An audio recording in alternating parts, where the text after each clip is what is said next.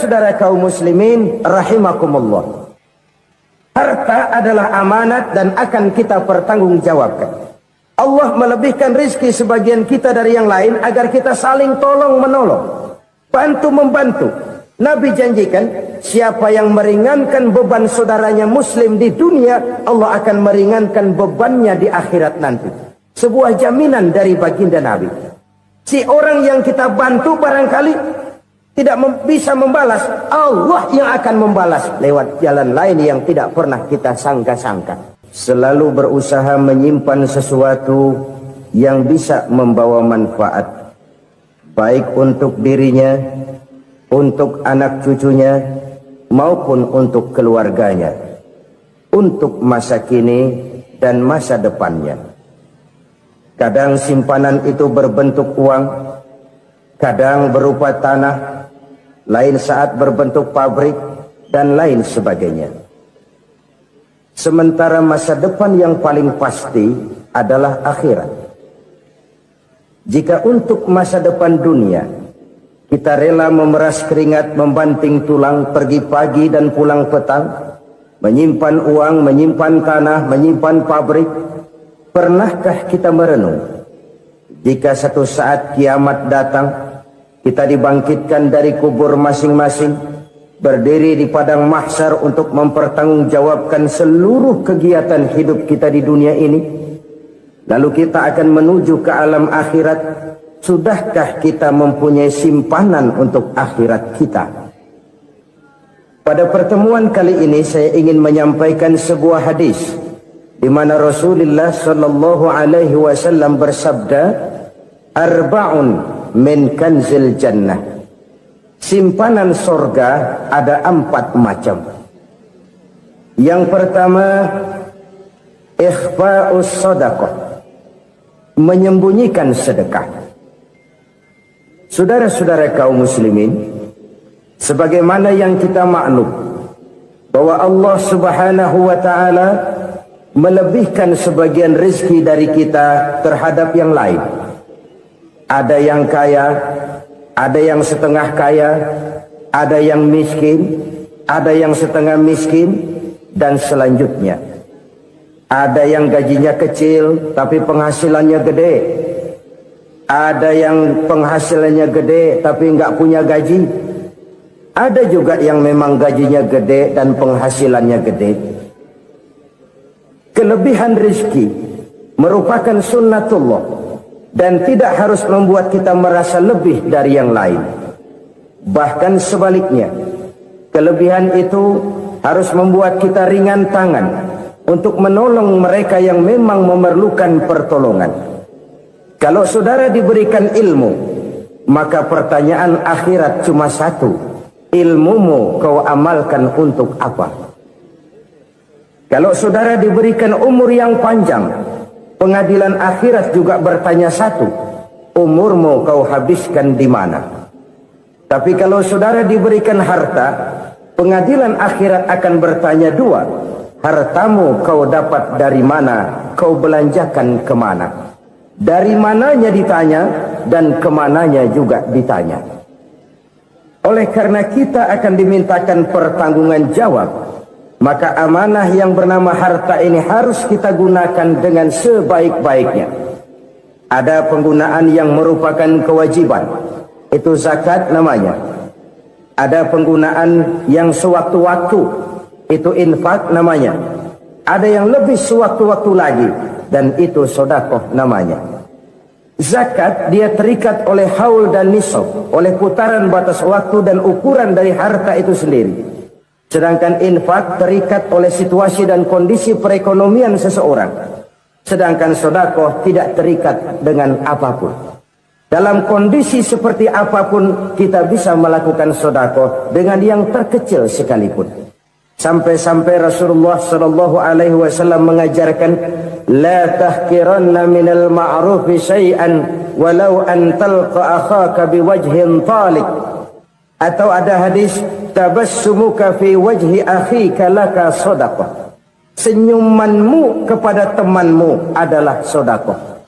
Jadi untuk melakukan sedekah tidak harus dalam berbentuk uang.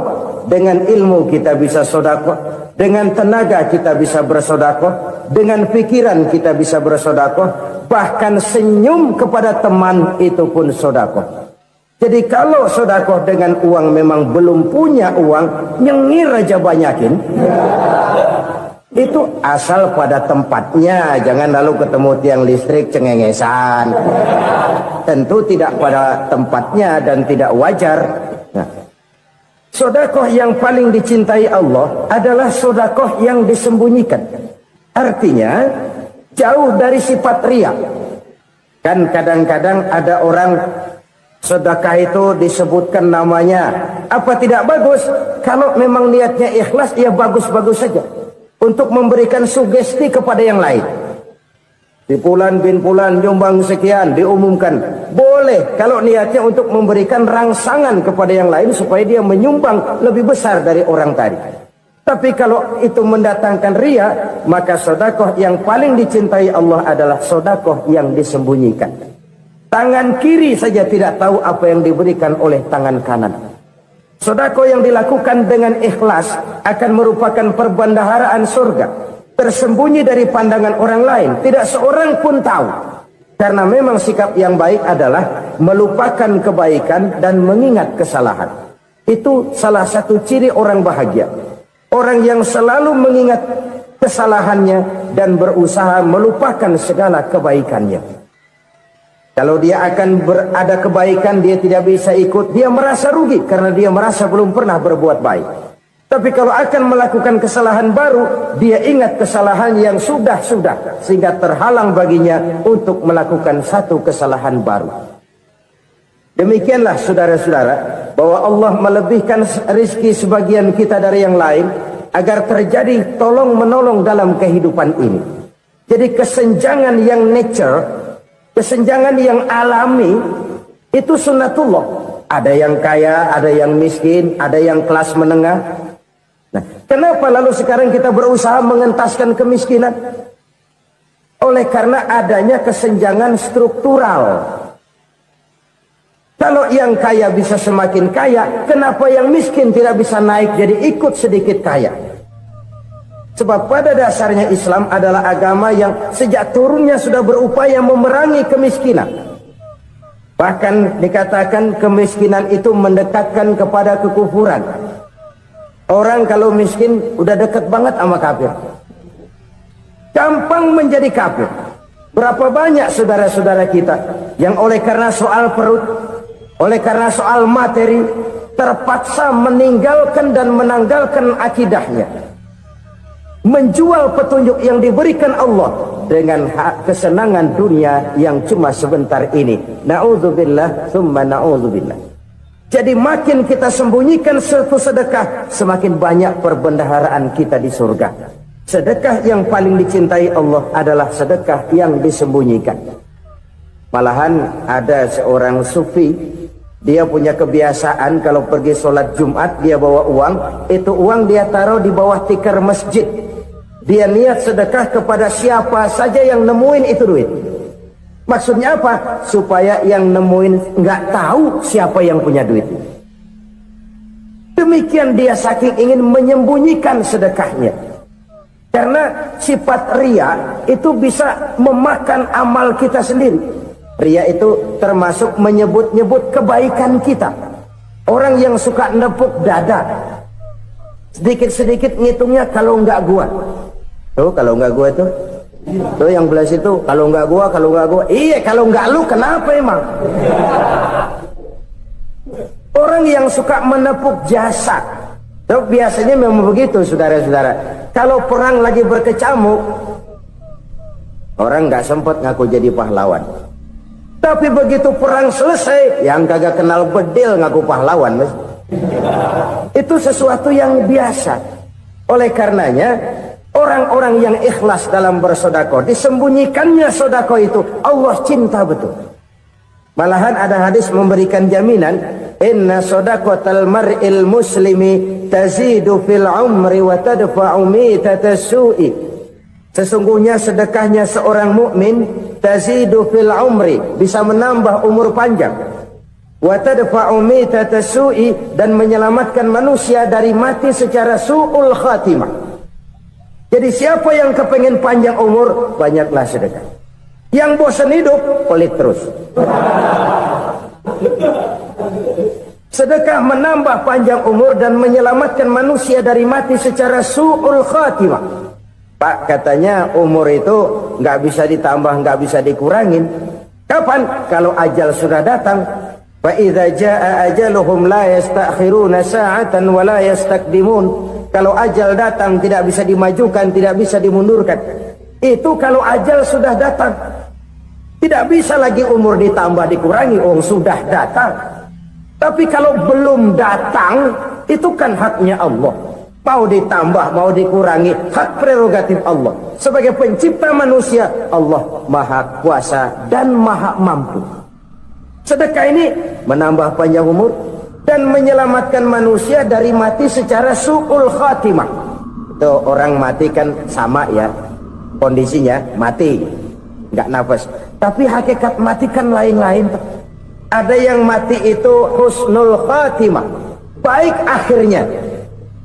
Misalnya lagi ngaji mati, lagi sholat mati, lagi sedekah mati. Ini yang dinamakan dengan husnul khatimah, baik di akhirnya. Sebaliknya ada yang su'ul khatimah, jelek di akhirnya. Ini yang jadi catatan akhir. Lagi nyekek botol, mampus. Lagi banting kartu, modar. Su'ul khatimah, jelek pada akhirnya. Sedekah menyelamatkan manusia dari mati secara su'ul khatimah. Dan kita semua kepengen mendapat husnul khatimah, jauh dari su'ul khatimah. Oleh sebab itu yang bisa menyelamatkan kita dari penyakit itu antara lain adalah sedekah yang disembunyikan, yang dikerjakan dengan ikhlas karena Allah, tidak karena kepengen dipuji orang, tidak karena ingin dikatakan orang pemurah. Sebab orang dermawan itu orang yang memberi tanpa harus diminta. Kalau masih harus diminta, ya belum dermawan namanya, masih harus diminta. Kalau nggak diminta ya tulus, lolos, polos.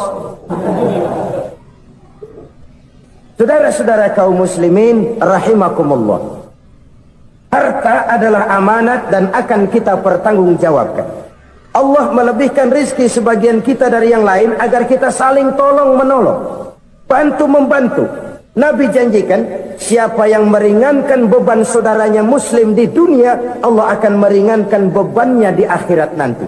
Sebuah jaminan dari baginda Nabi. Si orang yang kita bantu barangkali tidak bisa membalas, Allah yang akan membalas lewat jalan lain yang tidak pernah kita sangka-sangka. Ada orang tanya, Pak, ini ada orang nyumbang masjid sambil marah-marah, gimana? Saya bilang sumbangannya aja ambil, marahnya jangan. Marahnya jangan diambil, itu urusan dia. Saudara-saudara kaum muslimin rahimakumullah, umat Islam ini kan umat yang punya potensi besar. Kadang kita merenung, kenapa kadang-kadang pembangunan masjid kok lambat sekali? Kalau hotel hari ini peletakan pertama, bulan depan peresmian. Supermarket hari ini peletakan batu pertama, minggu depan peresmian. Tapi kalau sudah yang namanya masjid, kadang-kadang peletakan batu pertama sekaligus jadi batu terakhir. 3 tahun, 4 tahun, campur nebar jalak di jalanan, duit dijaring kayak ikan sepat. Apa tidak ada orang Islam yang kaya? Banyak. Apa tidak ada pengusaha muslim yang jadi konglomerat? Ada. Lalu yang belum banyak itu yang komit terhadap nilai-nilai agamanya. Akhirnya kita jatuh jadi umat yang lemah. Belum ada pengusaha konglomerat muslim buka pabrik super mie cap beduk misalnya umpamanya atau pabrik kecap cap sorban supaya identitas keislamannya sedikit kelihatan. Kita jatuh jadi umat yang lemah karena potensi tidak terinventarisir dengan baik. Kita ini ibarat kompor yang cuma matengin nasi orang lain. Potensi kita dimanfaatkan oleh orang lain. Ukhuwah Islamiyah kita baru terbatas kepada silaturahmi. Ukhuwah di bidang ekonomi kita lemah, ukhuwah di bidang kebudayaan kita lemah, apalagi ukhuwah di bidang politik kita lebih rapuh lagi. Padahal ukhuwah itu adalah totalitas kehidupan manusia, menyangkut ipolek sosbud, memerlukan nilai-nilai ukhuwah. Jadi oleh karena itu mari kita menyadari di dalam harta kita, walaupun kita yang cari pergi pagi pulang sore peras keringat banting tulang, di sana ada harta anak yatim, di sana ada hak masjid, di sana ada hak pesantren, di sana ada hak jihad. Berbahagialah seseorang apabila dia oleh Allah dijadikan keran. Keran itu menyimpan air, tapi tidak untuk dirinya, tapi disalurkannya kepada mereka yang memang memerlukannya. Saudara-saudara kaum muslimin rahimakumullah, ini yang pertama. Jadi perbendaharaan surga adalah menyembunyikan sedekah. Orang lain nggak tahu, kita pun nggak pernah ngitung-ngitung. Kita anggap lewat begitu saja, padahal itu deposit akhirat. Satu. Yang kedua, perbendaharaan surga itu apa? Wa kitmanul musibah, menyembunyikan kesulitan. Kadang orang takut menghadapi kesulitan, tapi makin kita merenung, hidup ini kan sebenarnya urusan. Takut sama urusan ya jangan hidup. Tandanya orang hidup itu kalau punya urusan. Urusan melupakan problem, problem sering menimbulkan kesulitan. Kesulitan bukan untuk ditakuti, tapi untuk diatasi dan dicarikan jalan keluarnya. Siapa sih orangnya yang nggak pernah sulit-sulit? Makin tinggi status sosialnya, makin gede urusannya. Makin tinggi kualitas imannya, makin berat tingkat kesulitannya. Cuma memang yang namanya enak itu seperti pelangi. Biang lala itu nggak pernah di atas kepala kita, di atas kepala orang melulu. Lo sih enak lo, kata kita. Dia juga bilang yang enak kan lo. Pelangi itu nggak pernah di atas kepala kita. Kata tukang beca, aduh enak ya naik Mercy. Kata tukang beca, apa yang di dalam mobil Mercy? Aduh enak bener tukang beca, di jok ngeringkuk ngorok pules bener. Saya kamar pakai AC sejuk, tempat tidur sutra empuk, alga spring bed, kulak kulik nggak bisa pules kalau belum minum Valium, belum tidur. Enak bener tukang beca, di jok ngorok nggak tahu wetan kulon. Si tukang beca bilang yang di Mercy enak, yang di Mercy bilang tukang beca enak. Inilah enak, nggak pernah di atas kepala kita, di atas kepala orang lain melulu enak itu. Nah saudara-saudara, yang merupakan perbendaharaan surga itu orang yang bisa menyembunyikan kesulitan, baik pribadi ataupun rumah tangga. Nih terutama rumah tangga yang jadi soalnya. Kadang-kadang kita ini kalau senang, sebaliknya kalau senang kita diam, kalem aja, cuek. Banyak banget duit kita bawaan, diam aja udah. Malah ketemu orang takut. Tapi begitu susah, sekampung tahu. Padahal Nabi mengajarkan perbendaharaan surga itu menyembunyikan musibah, menyembunyikan kesulitan. Kalau enak, cerita sama orang-orang. Kalau nggak enak, rasain sendiri, tekan sendiri, atasin sendiri. Kita kan sebaliknya, senang kita diam, asal lagi susah, paling tidak kita nyari teman buat cerita kesusahan. Siapa orangnya yang nggak pernah susah? Cuma soalnya bagaimana kita mengatasi kesusahan itu sendiri. Begitu juga misalnya kalau orang sudah berumah tangga, itu orang tuanya harus menjadi tempat dia cerita yang enak-enak saja. Yang nggak enak rasain berdua, selesaikan berdua, atasin berdua. Jangan dibalik. Asal senang diam, giliran susah saja. Maknya laporan. Terbalik. Bisa menjaga security informasi. Maka nama bayam keluar diam, malah seluitan. Enak amat lo makan daging ayam. Security informasi. Saudara-saudara kaum muslimin rahimakumullah, ujian yang terberat itu yang pernah diberikan kepada para nabi para rasul, para aulia, para ulama, makin tinggi keimanan, makin berat bentuk kesulitan. Ayo saya kemukakan satu contoh saja. Ada seorang nabi yang kaya, nabi kaya, namanya Nabi Ayub. Iblis kalau orang begini kan keki, ibadahnya rajin, kaya. Ini yang kayak begini susah digodain. Kalau ibadahnya rajin, miskin, kali bisa disogok. Sini imannya mantap, ibadahnya rajin, kaya, nabi lagi. Oh, tapi namanya iblis nggak kurang akal. Laporan, Tuhan, kenapa Les? Ya ini bahasa saya, bahasa Qurannya sih nggak gitu. Itu hambamu yang namanya Ayub, dia rajin ibadah cuma karena dikasih kaya aja. Coba kasih miskin dia, berhenti dia sembahyang. Ah, kamu bisa aja. Saya tahu Ayub itu hambaku yang ikhlas. Saya buktiin Tuhan, silahkan. Dibuktiin lah, iblis turun ke alam ini. Yang mula-mula dia lakukan, dia rusak sawah ladang Nabi Ayub. Dia binasakan binatang ternak Nabi Ayub. Sehingga dalam waktu singkat, jatuhlah Nabi Ayub dari orang paling kaya jadi orang paling miskin. Beliau masih ibadah di mihrab dalam masjid.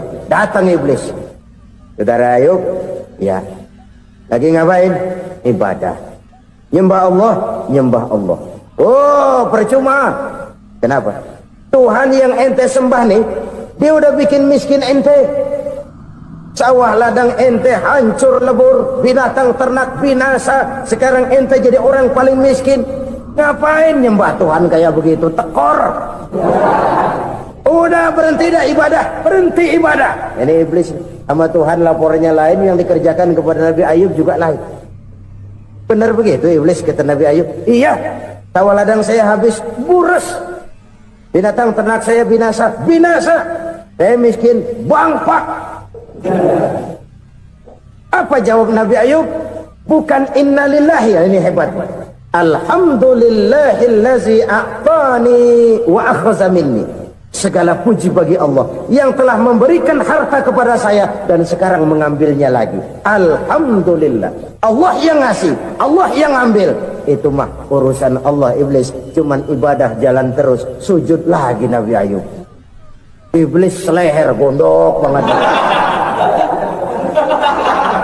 Dasar Nabi nggak mempan dia apa-apain. Miskin malah alhamdulillah. Allah yang ngasih, Allah yang ngambil. Jadi kalau kita tidak komit, kita tidak terikat kepada kaya, miskin, senang, susah, apa yang bisa bikin kita susah? Jadikan kekayaan, kemiskinan, jadikan senang, susah sebagai anak buah yang bisa kita atur. Jangan kekayaan ngatur kita, jangan kemiskinan ngatur kita. Kita yang harus mengatur mereka. Senang, susah, kaya, miskin, bahagia, sengsara, jadikan itu anak buah yang bisa kita atur. Kalau sekarang kita kaya, lain saat boleh jadi kita miskin, semiskin-miskinnya. Allah yang ngasih, Allah yang ngambil. Tenaga mana yang bisa menghalangi? Ibadah jalan terus. Iblis makin gondok. Dasar Nabi loh. Akhirnya apa? Nabi Ayub dikerjain, diberikan penyakit. Demikian fatal penyakitnya. Bayangin, udah miskin sakit. Masya Allah. Miskin sakit. Sakitnya nggak lama, kira-kira 16 tahun. Istrinya 3, 2 mental minta ceraiin. Ngerawatin laki bengek begini. Senang belum tentu, susah udah pasti nih. Cerai aja, cerai dah. Cerai. Tinggal satu Siti Rahmah yang setia menemani beliau. Sesetia-setianya hati perempuan. Satu saat Siti Rahmah bilang, "Bang, iya, abang kan Nabi bang.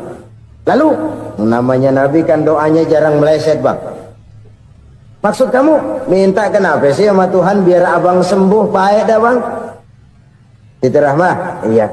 Saya sakit berapa tahun sih dah? 16 tahun bang. Sebelum ini saya sehat berapa tahun? Ya kira-kira 60 tahun bang. Nah coba ente banding-bandingin Rahmah. Saya dikasih sehat 60 tahun.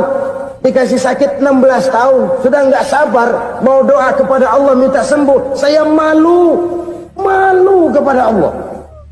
Diuji dengan yang luar biasa seperti ini, tidak mengganggu stabilitas kehambaannya. Dia tetap menghamba kepada Allah Subhanahu wa ta'ala.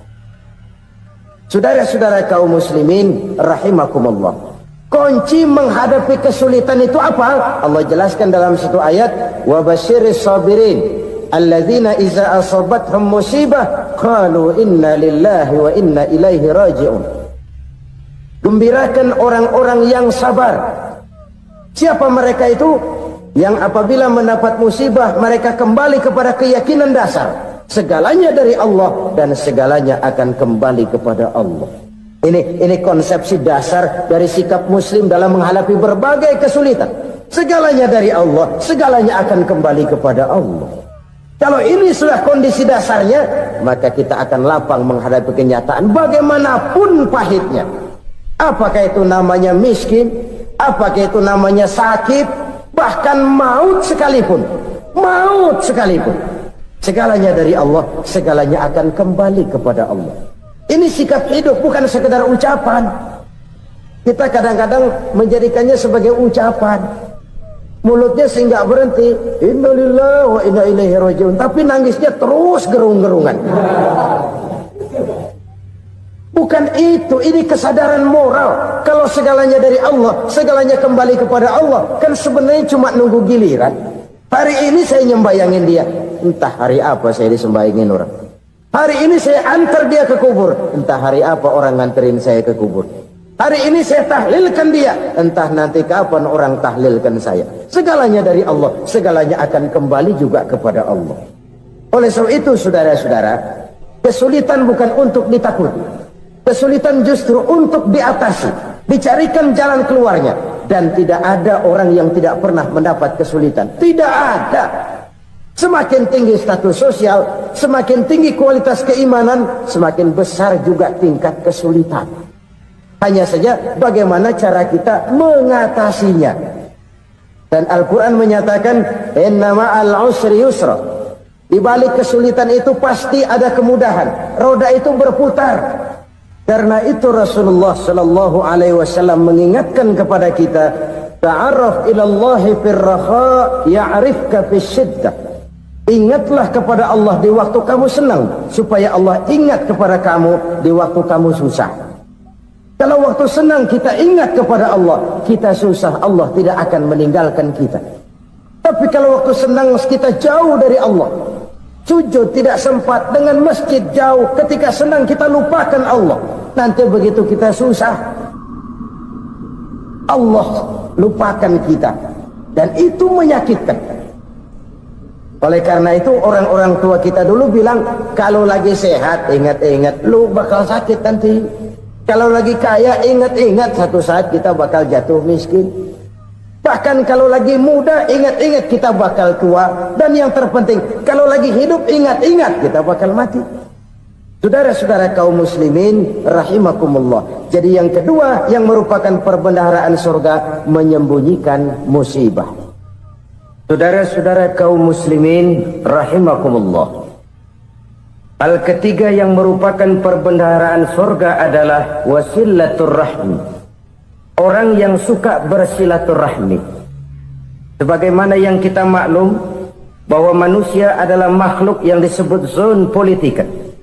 Makhluk sosial yang tidak mungkin hidup sendiri-sendiri. Betapa dan siapapun kita memerlukan orang lain. Bodoh betul manusia kalau tinggal di tengah masyarakat tapi tidak mau bermasyarakat. Merasa hebat sendiri, pinter sendiri, gagah sendiri, kaya sendiri. Mungkin kalau mati juga ngubur sendiri. Jangankan kita di sini, di sorga saja Nabi Adam waktu sendirian bengong melulu, mondar mandir. Allah tegur dam sepi dam. Ya ini kalau bahasa saya. Iya Tuhan sepi ini nggak ada coret-coretan pisan ini. Diciptakan Siti Hawa baru anteng Nabi Adam. Itu di surga. Cobalah. Umpamanya saudara tinggal di Jakarta nih. Kayak bener. Apaan aja di Jakarta punya saudara dah. Jembatan Semanggi ambil. Monas, Buntel bawa pulang. Hotel-hotel ambil semua. Cuman tinggal di Jakarta sendirian. Apa enaknya? Betapa dan siapapun kita perlu orang lain. Tidak ada seorang pun yang bisa memenuhi kebutuhan hidupnya secara sendiri-sendiri. Nah, Islam telah menyelamatkan manusia dari ras diskriminasi. Mengikat manusia dengan persaudaraan yang berlandaskan kepada akidah. Karena itu dianjurkan bersilaturahmi. Bahkan Nabi menyatakan, Man arada ayyubsata lahu fi rizkihi wa yunsa'a fi atharihi falyasil rahimah. Siapa yang kepengen diluaskan rezekinya dan dipanjangkan usianya, banyaklah ia bersilaturahmi. Siapa yang kepengen dimudahkan rezekinya, hendaknya ia banyak bersilaturahmi. Kalau banyak teman, kesulitan kan paling tidak ada tempat cerita. Udah susah, sendirian kita pikirin diri, nggak ada tempat tukar pikiran. Cepet banget sama bengek. Dilawan sendiri. Nah, secara makro kita bisa berkata, tidak mungkin ada kemenangan kalau tidak ada kekuatan. Tidak ada kekuatan kalau tidak ada kesatuan dan persatuan. Tidak mungkin ada kesatuan dan persatuan tanpa semangat silaturahmi. Kalau umat Islam mau menang, dia harus kuat. Kalau umat Islam mau kuat, dia harus bersatu. Kalau umat Islam mau bersatu, dia harus membudayakan silaturahmi ini. Bahkan sampai-sampai kata Nabi, kalau bisa cari nilai tambah. Apa? Silman qata'at. Bersilaturahmilah kau kepada orang yang marah denganmu. Masya Allah, indahnya ajaran agama kita. Orang yang marah pun kepada kita, kata Nabi, kalau bisa bersilaturahmilah kepadanya. Kepada orang yang marah itu. Di situ nilai tambah.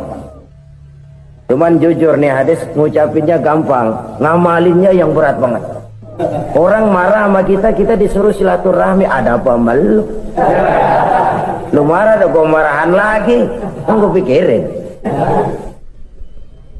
Saudara-saudara kaum muslimin rahimakumullah. Tapi ini yang diajarkan, bahkan ini yang dicontohkan oleh baginda Rasul. Bagaimana begitu mudah, misalnya satu saat Abu Jahal ini ngatur strategi bagaimana bikin Muhammad celaka. Dia gali lubang di depan tempat tidurnya. Dia tutupin daun korma. Terus dia panggil seseorang, ke sini. Kasih tahu Muhammad, pamannya sakit keras, minta ditengokin. Berangkat orang ini ke sana. Muhammad, labbaik. Pamanmu sakit keras, dia minta ditengokin. Baik, saya akan datang menjenguk beliau. Berangkatlah Nabi ke rumah Abu Jahal tanpa prasangka apapun. Abu Jahal udah pasang setil, selimut 3 rangkap setengah dipakai, persis kayak orang meriang.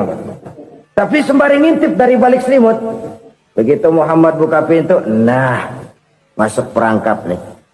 Muhammad jalan menuju tempat pembaringan.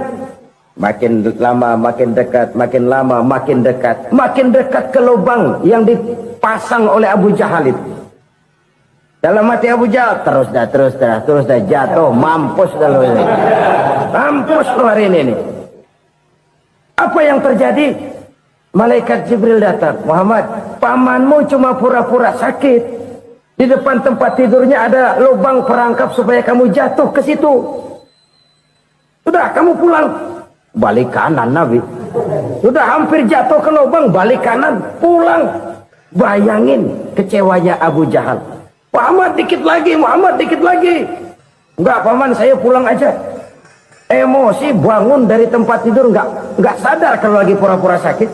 Lompat ngejar Nabi, dia lupa dengan lubang yang dia gali.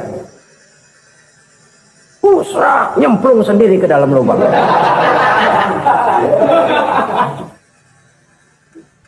Nabi terus berlalu. Ini terjadi keanehan. Jatuh ke lubang yang dia gali itu sebenarnya nggak terlalu dalam ya, antara 3-4 meteran lah. Tolong saya jatuh ke lubang ini. Datanglah pelayan-pelayannya itu. Angkat saya dari sini. Oh, yang ngulurin tambang. Satu gulung, belum juga nyampe itu tambah. Kurang beli lagi ke warung. Sambung, ulur lagi, enggak juga bisa sampai. Wah ini kerjaan Muhammad ini. Tolong siapa salah seorang kamu ke rumah Muhammad, kasih tahu encangnya kecebur. Minta ditolongin. Sampaikan kepada Rasul. Kenapa? Pamanmu jatuh ke lubang, Muhammad minta tolong diangkatin. Tambang udah nyambung-nyambung nggak nyampe juga. Ya, nanti saya datang, saya tolong. Coba. Nyata-nyata orang berniat jahat mau mencelakakan dia. Datang dia menolong. Ini yang disebut air tuba dibalas air susu ya ini. Bukan sebaliknya. Air tuba dibalas air susu. Paman, kecebur ya? Iya Muhammad, tolong ini. Pegang tangan saya. Nabi ulurkan tangannya, nyampe, dipegang oleh Abu Jahal, diangkat ke atas, sampai atas. Apa kata Abu Jahal? Sihirmu memang hebat Muhammad. Udah ditolongin dikata sihir, yang enak kita kemplang kan itu orang begitu. Urusan apa? Tapi inilah akhlak. Kalau bisa kamu bersilaturahmilah dengan orang yang marah kepadamu sekalipun. Orang marah kita tetap baik. So, kalau kita berbuat baik sama orang yang memang baik, rasanya sih biasa-biasa aja. Orang baik kita baik lagi, ya draw aja, belum ada nilai tambah di situ. Baru ada nilai tambah kalau kita bisa berbuat baik kepada orang yang nyakitin kita. Itu namanya kita setingkat di atas dia. Dia sakitin kita, kita berbuat baik sama dia. Dia pelit sama kita, kita baik sama dia. Dia marahin kita, kita deketin dia. Di situ kita punya nilai tambah. Jadi siapa yang ingin diluaskan rezekinya kata Nabi dan dipanjangkan umurnya, hendaklah ia banyak-banyak bersilaturahmi. Sederhana sebenarnya silaturahmi, tapi silaturahmi membangkitkan semangat kesatuan dan persatuan. Kesatuan dan persatuan melahirkan kekuatan. Dalam matematika 1 ditambah 1 pasti 2. Tapi di tengah masyarakat, 1 orang takut ditambah 1 orang takut, hasilnya jadi 2 orang setengah berani. Kenapa setengah berani? Karena udah berdua. Tadi pan takut sendirian. Kalau dia kumpul turu-turu takut lah jadi berani. Kita yang lemah, kita yang tidak berdaya, kita yang miskin, kalau mau kompak bersatu, apa yang nggak bisa kita kerjain? Apalagi tinggal di kota besar, pilihan cuma 2. Bertahan atau minggir. Bertahan atau minggir. Untuk bisa bertahan harus mampu bersaing. Untuk mampu bersaing harus punya keahlian. Keahlian harus ditunjang dengan pendidikan, ditambah oleh kekompakan sebagai umat. Udah miskin mencar mulu, orang injek kita. Orang nggak pandang urusan apa malu. Oleh karena itu, silaturahmi pada hakikatnya merupakan roh dari ukhuwah yang diajarkan oleh agama kita. Bagaimana Islam menyelamatkan masyarakat manusia dari ras diskriminasi, mengikat manusia, dan tidak ada persaudaraan yang lebih indah selain persaudaraan yang diikat dengan nilai-nilai akidah. Sepanjang orang di jalan Allah, itulah saudara kita. Keluar dia dari jalan Allah, selesailah persaudaraan sampai di situ. Karena itu, kalau ingin menyimpan sesuatu di surga, banyaklah bersilaturahmi. Datang ke rumah ini, datang ke rumah itu, dan lain sebagainya. Itu simpanan kita di akhirat nanti. Ini yang ketiga. Saudara-saudara, yang keempat, perbendaharaan surga itu apa? Wa qawlu la hawla wa la quwwata illa billah. Ucapan la hawla wa la quwwata illa billah. Ibadah kan ada yang berat, modalnya besar. Bangun masjid berat, modalnya besar. Bangun rumah sakit berat, modalnya besar. Ada ibadah yang berat tapi modalnya ringan. Misalnya puasa. Puasa itu berat, mengendalikan nafsu. Kalau sekedar nggak makan nggak minum sih enteng, mengendalikan nafsu. Itu jihad terbesar, tapi kan modalnya ringan, cuma niat saja. Ini ibadah berat, modalnya ringan. Ada ibadah yang ringan, modalnya juga enteng. Seperti termasuk ucapan la haula wa la quwwata illa billah. tanpa sadar. La haula wala quwata illa billah. Nyelengin tuh di surga. Nyelengin, kita nggak terasa. Nyelengin simpenan akhirat. La haula wala quwata illa billah. Nyimpan lagi. Kaget. La haula wala quwata illa billah. Nyimpan lagi. Banyak simpenan. Walaupun sebenarnya yang dimaksud di sini adalah kesadaran batin. Bahwa tidak ada daya dan kekuatan kecuali Allah. Itu intinya. Kita memulai pekerjaan disunahkan baca bismillah, kan begitu? Apa itu? Kesadaran moral. Bahwa ini saya bisa kerjakan. Saya kerjakan ini dengan menyebut nama Allah. Kenapa? Kalau Allah tidak memberikan daya dan kekuatan, mana mampu saya kerjakan ini. Maka saya kerjakan ini dengan menyebut nama Allah. Bismillah. Kesadaran moral. Manusia hanya wajib berusaha, tapi nggak pernah wajib berhasil. Banyak hal-hal yang kalau kita renungkan secara rasio nggak mungkin, tapi jadi kenyataan. La haula wala quwata illa billah. Tidak ada daya dan kekuatan kecuali bagi Allah semata-mata. Kesadaran moral akan kelemahan dan keterbatasan makhluk bernama manusia. Kadang kita kagum dengan otak, tapi kita sering lupa sama yang bikin otak. Padahal bagaimanapun hebatnya otak, yang bikin otak pasti lebih hebat dari otak. Nggak percaya, silahkan otak-otakan. Inilah kecenderungan. Kita kagum dengan pesawat-pesawat mutakhir, bukan main, besi gede banget terbang itu.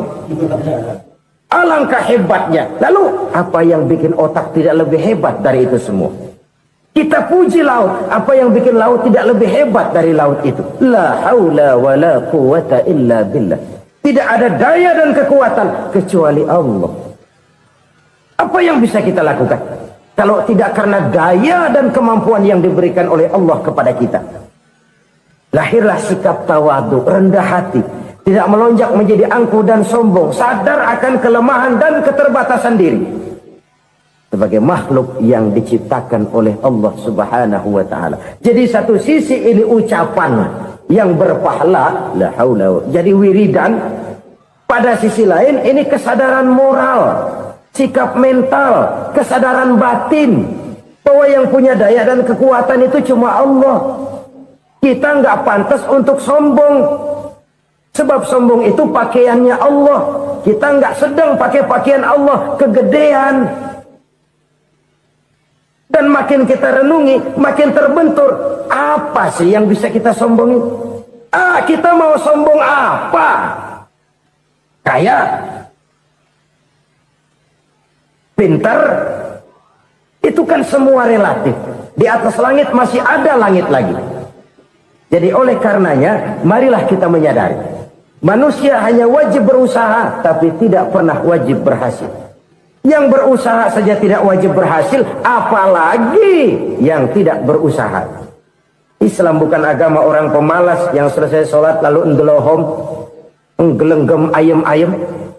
Tapi Islam bukan agama orang sombong yang setelah berusaha lalu tidak memerlukan Allah. Kita bisa saja bikin proyeksi, tahun sekian kita bakal panen besar menurut perhitungan otak. Tapi ada kejadian lain. Apa? Tikus ngambek. Habis itu dimakanin tikus, panen gagal. Proyeksi rasional gagal oleh tikus-tikus yang ngambek itu. Bisa saja terjadi. Tahun depan kita panen besar. Urung. Kenapa? Musim panas panjang. Dan sekarang ini koran-koran bikin berita musim mengalami penyelewengan. Bukan cuma manusia yang nyeleweng sekarang. Musim pakai nyeleweng. Mestinya kan musim hujan udah selesai. Masih hujan-hujan juga. Musim. Nah sekarang kita boleh bikin proyeksi. Kita bakal panen besar. Tahu-tahu musim panas panjang. Sawah retak, air kering. Cari teknokrat yang paling botak. Suruh pendekin tuh musim panas. La haula wa la quwata illa billah. Inilah kesadaran moral. Saudara, saya teringat satu saat ada seorang konglomerat. Umurnya ya kira-kira 70-an. Satu saat dia ditanya oleh wartawan, "Pak, umur Bapak berapa sih?" "Ya paling 10 tahun. 10 tahun. 10 tahun. Anak bapak berapa orang?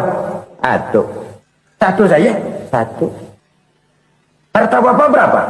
Ya paling-paling bangsa 7 juta kali. 7 juta? Iya. Pak, kenapa bapak bohongi saya? Bapak punya buku biografi. Koran-koran, majalah-majalah banyak memuat cerita riwayat hidup bapak. Saya tahu umur bapak 70. Kenapa bilang cuma 7 tahun? Saya tahu anak bapak 8. Kenapa cuma bilang 1? Saya tahu harta bapak miliaran, mungkin triliunan. Pabrik di mana-mana, bank di mana-mana. Kenapa bilang uang bapak cuma 7 juta? Nah, kata si konglomerat tadi, kamu benar nak, kamu benar. Umur saya kalau jumlahnya memang 70 nak. Cuman ingat-ingat saya, baru 7 tahun terakhir ini saya sujud. Baru 7 tahun terakhir ini saya berusaha dekat dengan Allah. Saya laksanakan perintahnya, saya jauhi larangannya. 7 tahun inilah rasanya yang ada nilainya di hadapan Allah. Yang 63 tahun matong, kelabu, kelem umur gue. Habis untuk maksiat, untuk munkarat. Maka ketika ditanya tadi, umur saya 7 tahun itu. Oh begitu Pak. Oh iya. Lalu anak Pak. Anak bapak kan 8. Kenapa bilang cuma 1? Nah, kalau jumlah hitungannya memang anak saya 8. Tapi dari 8 orang ini rasanya cuma 1 nih. Yang bakal jadi buah hati, belahan jantung. Pelanjut cerita, penerus sejarah. Bakal jadi anak soleh yang akan mendoakan saya. Cuma 1 rasanya anak saya ini yang bakal jadi buah hati saya. Besar-besaran saya. Yang akan mendoakan di kubur saya. Yang akan mendoakan di akhirat saya. Yang 7 orang mana? Masya Allah. Yang atu tenggeng. Yang atu nyekek botol mulu. Yang atu nggak karu-karuan. Makanya saya bilang 1 anak saya yang akan bisa mendoakan saya. Oh begitu Pak. Iya. Nah harta Pak. Harta bapak kan triliunan. Pabrik bapak di mana-mana. Uang bapak hampir di tiap bank-bank besar. Kenapa bilang cuma 7 juta? Betul kau nak. Harta saya kalau jumlahnya memang miliaran, triliunan mungkin. Tapi yang saya ingat baru 7 juta tuh yang saya belanjakan di jalan Allah. Saya nyumbang masjid, saya santuni yatim piatu, saya bantu pembangunan pesantren, saya bantu pembangunan rumah sakit Islam. Itu yang akan saya bawa pulang ke akhirat, yang 7 juta itu. Yang triliunan itu nanti akan diperebutkan oleh anak-anak saya sebagai waris saya. Jadi harta saya 7 juta itu yang bakal nemenin saya di akhirat. Yang akan saya bawa pulang jadi teman saya. Saudara-saudara kaum muslimin, jangan-jangan orang tua itu adalah kita-kita ini. Jangan-jangan kita-kita ini adalah orang tua itu. Jangan-jangan itu potret dari diri kita masing-masing. Dari sekian umur yang diberikan Allah, berapa tahun yang ada nilainya di hadapan Allah? Dari sekian anak-anak yang merupakan amanah, berapa yang akan mendoakan kita sebagai orang tuanya menjadi anak soleh? Dari sekian banyak harta yang diberikan Allah, berapa yang akan kita bawa pulang menghadapnya nanti, yang kita belanjakan di jalan Allah? Ini sebuah potret kehidupan. Karena itu kita kembali kepada la haula wa la quwwata illa billah. Kita wajib berusaha, kita wajib berikhtiar. Selebihnya segala daya dan kekuatan hanya milik Allah saja semata-mata. Satu kesadaran batin dari setiap pribadi muslim. Setelah ia berusaha dan berikhtiar, ia menyerahkannya kepada Allah Subhanahu wa ta'ala. Jadi satu sisi ini merupakan wiridan ucapan yang mengandung pahala. Pada sisi lain ini merupakan sikap batin dari seorang muslim di dalam ia menghadapi realitas kehidupan ini. Saudara-saudara kaum muslimin rahimakumullah. Kalau ini kita jadikan satu basis kehidupan, maka ini akan menyelamatkan manusia dari kemungkinan tergelincir menjadi orang yang lupa diri dan lupa darat. Sebab itu Imamul Ghazali berpesan, jadidis safinah fa innal bahra amiq wa khuziz zad fa inna safara ba'id wa khaffifil hamla fa innal hamla sadid. Perbarui selalu kapalmu karena lautan sangat dalam. Bawa bekal yang banyak karena perjalanan ini sangat jauh. Ringankan beban, karena kebanyakan beban akan menyakitkan. Alangkah indah kalimat ini, alangkah dalam makna yang terkandung di sana. Perbarui selalu kapalmu karena lautan sangat dalam. Apa artinya ini?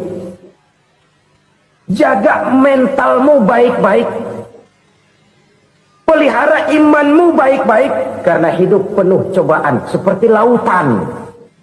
Kita kalau berlayar di lautan kan kadang-kadang tenang, angin bertiup sepoi-sepoi basah. Jika malam datang, bintang gemintang bertabur menghias cakrawala. Rembulan memantulkan sinarnya dengan indah. Dalam keadaan begitu berlayar enak. Tapi lain saat ombak menggunung, halilintar menyambar, angin topan bertiup. Berapa banyak sudah saudara-saudara kita yang tenggelam di lautan dunia tanpa sadar bahwa dia belum sampai kepada pantai yang akan dituju. Berapa banyak sudah saudara-saudara kita yang tenggelam di lautan dunia ini tanpa sempat bangkit lagi. Dia menyangka sudah sampai kepada tujuannya. Hati-hati kapal jangan sampai bocor karena lautan sangat dalam. Iman ini jaga baik-baik karena hidup penuh dengan ujian. Wa khuzizat fa inna safara ba'id. Bawa bekal yang banyak karena perjalanan sangat jauh. Saudara mau ke Bandung, bawa duit. Saudara mau ke Surabaya, banyakan lagi duitnya. Saudara mau ke Mekah, gepokan, iketan tuh duit, nggak lembaran lagi. Makin jauh perjalanan, makin banyak bekal yang harus kita bawa. Kalau saudara dari Jakarta mau ke Surabaya, kagak bawa duit berangkat juga, itu sih bukan berani namanya, nekat. Sampai Surabaya belum tentu, sengsara di jalan sudah pasti. Kenapa? Nggak bawa bekal berangkat. Sama juga kita nih, misalnya belum sempat sembahyang, mati. Waduh, berani banget orang. Belum punya bekal, mati. Sengsara di jalan. Atau bekal tidak cukup. Dari Jakarta saudara mau ke Surabaya, bawa duit 500 perak. Paling jauh Cikampek nyampenya itu. Paling jauh itu. Antara jauhnya perjalanan dengan bekal yang saudara bawa tidak seimbang. Hidup ini perjalanan panjang. A walking tour. Dimulai dari alam arwah. Sebelum jasad diciptakan, roh diciptakan lebih dulu. Dari situ pindah ke alam rahim. Dari alam rahim pindah ke alam dunia. Dari alam dunia pindah ke alam barzah. Baru menuju akhirat. Satu perjalanan panjang. Kalau bekal tidak bawa, sengsara di jalan. Bawa bekal yang banyak karena perjalanan ini sangat jauh. Wa khaffifil hamla, ringankan beban karena beban itu cuma akan menyulitkan. Kalau bekal itu sih keperluan, tapi beban nggak kita perluin, coba ngeberat-beratin. Apa ini beban? Dosa. Kecurangan, kebatilan, kesoliman, ketidakadilan, kesewenang-wenangan. Itu akan jadi beban kita di akhirat. Alangkah celakanya, perjalanan panjang, bekal tidak bawa, beban kelewat banyak. Alamat sengsara di jalan. Pahala tidak ada, dosa berlipat ganda. Na'udzubillah, summa na'udzubillah. Kalau kita rangkum nasihat Al-Ghazali dengan kisah si konglomerat tadi, kita akan mengambil kesimpulan. Pertama, bekal terbaik dalam menghadapi gejolak kehidupan ini tidak lain adalah iman. Yang kedua, pahala dan dosa. Dua hal kontroversial. Pahala adalah bekal, dosa adalah beban. Tapi kita sekarang kan tidak begitu terangsang kepada yang abstrak. Orang berlomba mencari yang konkret-konkret saja. Yang real. Kalau memang dosa, benjol dong. Kira-kira begitu. Kira-kira begitu. Persis orang Yahudi dulu. Orang Yahudi itu kan pernah minta kepada Nabi Musa. Ya Musa, lan nu'mina laka hatta narallaha jahrah. Musa, kami nggak bakal mau beriman kepada Allah kalau belum kami lihat Allah ada nongkrong di depan kami. Kalau memang Tuhan ada, taruh dong di depan kami. Mau yang konkret-konkret saja. Kalau memang dosa, benjol dong. Kalau memang pahala, berasa dong. Orang terangsang kepada yang real, yang konkret-konkret saja. Karena itu untuk mengejar dosa orang mau bayar. Tapi untuk mengejar pahala walaupun tidak bayar orang segan. Ini yang dikatakan oleh Nabi. Kamu mengharapkan ke surga tapi kamu berat melaksanakan sesuatu yang bisa membawa kamu ke surga. Kamu ingin jauh dari neraka tapi tiap saat kamu lakukan perbuatan-perbuatan yang justru menjerumuskan kamu ke neraka. Idda'aitum an-najata minan nar wa ramaitum fiha anfusakum. Kamu ingin selamat dari neraka tapi kamu lemparkan diri kamu ke neraka. Kamu ingin masuk surga tapi berat sekali kamu melakukan perbuatan-perbuatan yang bisa menyampaikan kamu di surga. Saudara-saudara kaum muslimin rahimakumullah. Jadi hal keempat yang merupakan perbendaharaan surga adalah la haula wa la quwwata illa billah. Satu sisi ini merupakan ucapan yang memperberat timbangan akhirat. Pada sisi lain ini merupakan sikap hidup seorang muslim. Kesadaran batin yang sangat dalam. Bahwa tidak ada daya dan kekuatan kecuali Allah. Dan itu kita simbolkan pada saat memulai pekerjaan dengan Bismillah. Dengan menyebut nama Allah. Satu kesadaran moral. Saya hanya bisa melakukan ini karena diberikan daya dan kekuatan oleh Allah. Lahirlah sikap tawadu, rendah hati, tidak melonjak menjadi angkuh dan sombong.